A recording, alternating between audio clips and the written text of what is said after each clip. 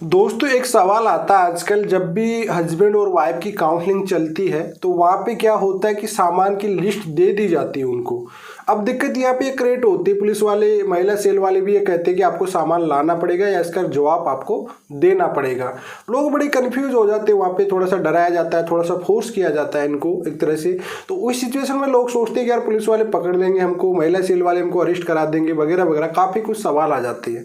कहीं पर क्या होता है कि लड़की का कुछ का प्लानिंग ही ऐसा रहता है कि वो पूरा सामान ही पहले से ही लेके चली जाती है, लेकिन पति लोगों को ये माइंड में दिमाग में बात नहीं रहती है कि साहब ये इसका प्लान आगे चल के केस करने का है, साथ में नहीं रहने का प्लान है। तो इस सिचुएशन में हस्बैंड लोग क्या करें, काफ़ी कुछ सवाल आते रहते हैं दोस्तों, जो आए दिन अभी लॉकडाउन हटने के बाद काफ़ी केसेस हो रहे हैं लोगों पे और काफ़ी लोगों की काउंसलिंग चल रही है। तो लोग बड़े कंफ्यूज रहते हैं इस चीज़ को रह के कि साहब हमने काउंसलिंग की, 1 डेट 2 डेट, तीसरी डेट पे लिस्ट लेके आ गई ये पत्नी, अब हमको सामान को कैसे लौटाना, जबकि सामान जेवर वगैरह जो भी चीज़ थी उनको तो पत्नी लेके चली गई। तो अब इस सिचुएशन हम क्या क्रिएट करें, कैसे हम इसको फाइट करना चाहिए। पुलिस वाले हमको डरा रहे हैं, धमका रहे हैं, अरेस्ट करने की धमकी दे रहे हैं, तो इस सिचुएशन में हम क्या करें। तो दोस्तों आज इसका पूरा प्रैक्टिकल में आपको जवाब दूंगा, वीडियो पूरा एंड तक जरूर देखते रहना। तो वीडियो काफ़ी महत्वपूर्ण होने वाले है आपके लिए। तो चलिए दोस्तों, नो टाइम पास नो बकवास, सीधा करते हैं काम की बात। मैं हूँ हंस। सेकंड बात दोस्तों, कमेंट पे नंबर ना छोड़े अगर आप मुझसे ही बात करना चाहते हो। इंस्टाग्राम का लिंक रहता है डिस्कशन में, साइड में मेरे नंबर दिए होते हैं। अगर आप पर्सनल बात करोगे तो अपॉइंटमेंट लेना पड़ेगा, अगर आप लाइव बात करना चाहते हो तो इंस्टाग्राम को जरूर फॉलो कर लेना।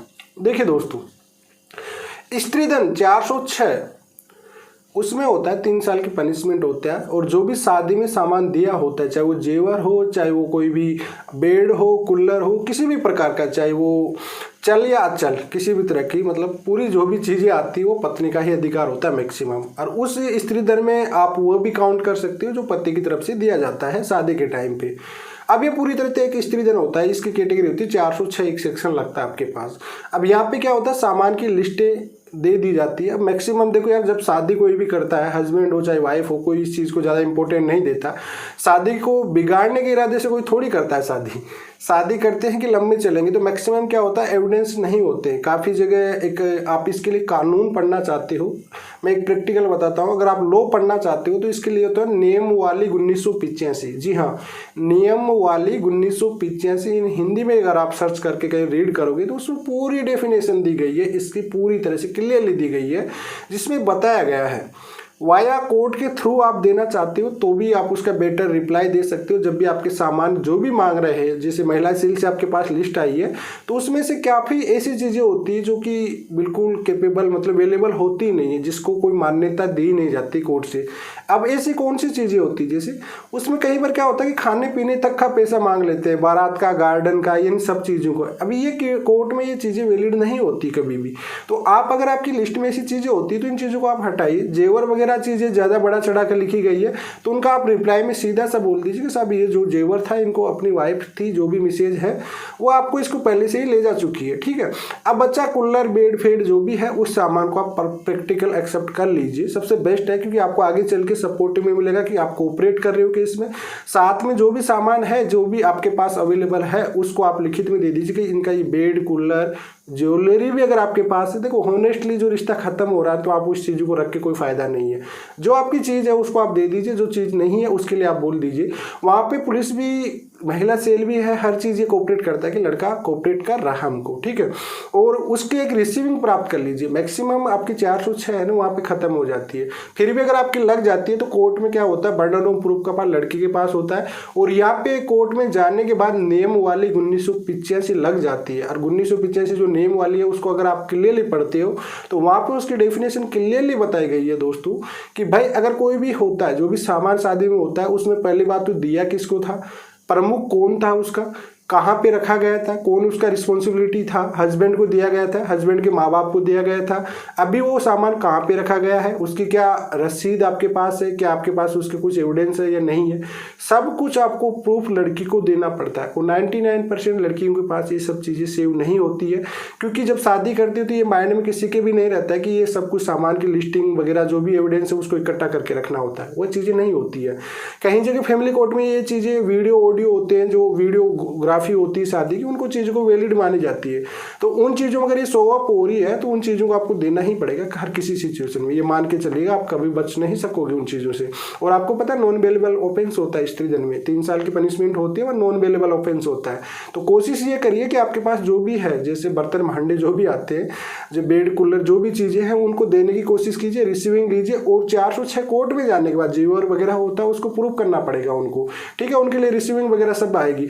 अब जबरदस्ती वो चीज़ें नहीं आ सकती, जबरदस्ती वो लिखवा नहीं सकते। आर्गूमेंट भी होता है उसमें, बहस भी होती है, सब कुछ होती है। और एक बार जब आप नियम वाली 1985 रीड करके पढ़ोगे कहीं से अच्छे से, तो आपको समझ आ जाएगा कि इतना आसान नहीं होता है कोर्ट में 406 को प्रूव करना।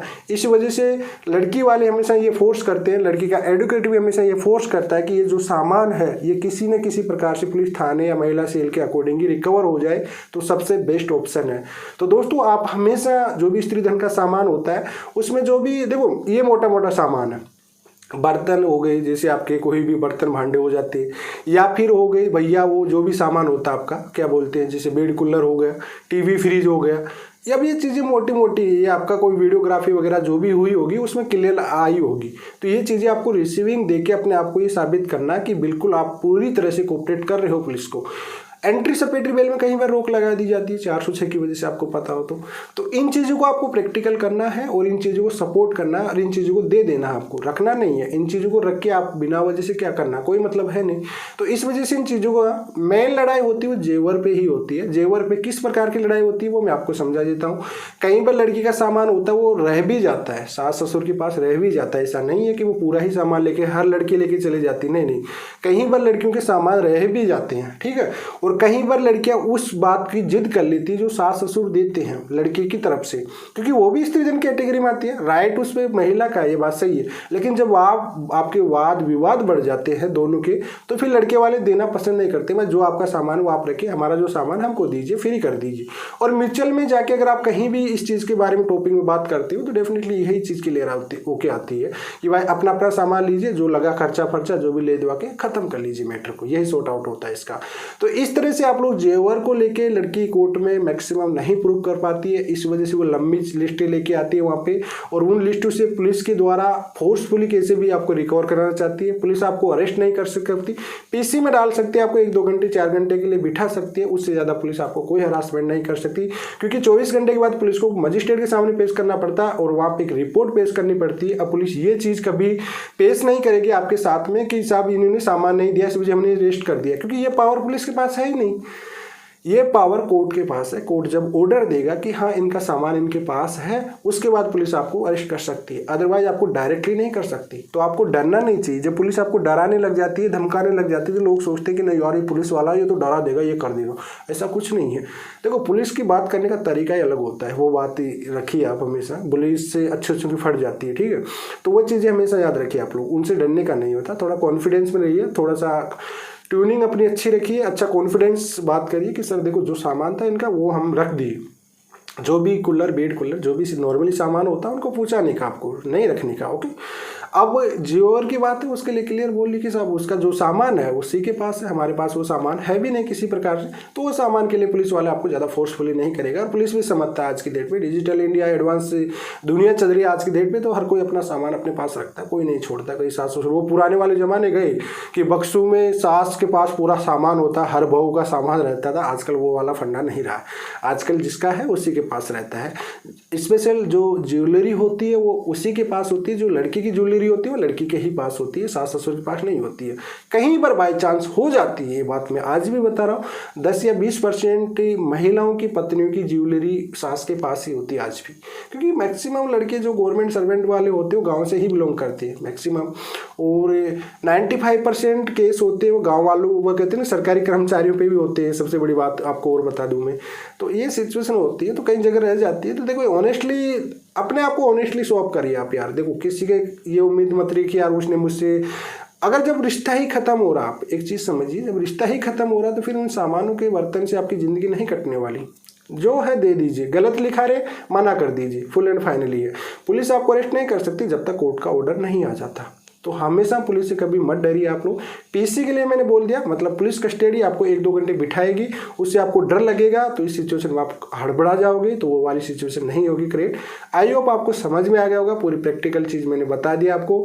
इसके जानकारी आप कानूनी बेस पे समझना चाहते हो तो नियम वाली 1985 होती है, वो कहीं से बुक खरीद सकते हो, मेरे पास अच्छी बुकें होती है, तो उनमें से मैं तो अच्छा सा रीड कर देता हूँ। लेकिन अगर आपको पढ़ना है तो आप 1985 नियम वाली अच्छे से पढ़ना, काफ़ी अच्छा पैराग्राफ, 2-3 पैराग्राफों में लिखा गया है। स्त्रीजन का क्या क्या कैटेगरी उसमें देना होता है, कैसे नहीं होता, वो सब पढ़ा है, तो आप पढ़ भी सकते हो। बाकी इजीली कहीं ज़्यादा हार्ड ये फोर्सिंग नहीं होता है। चलिए आज के लिए इतना ही। जय हिंद, वंदे मातरम।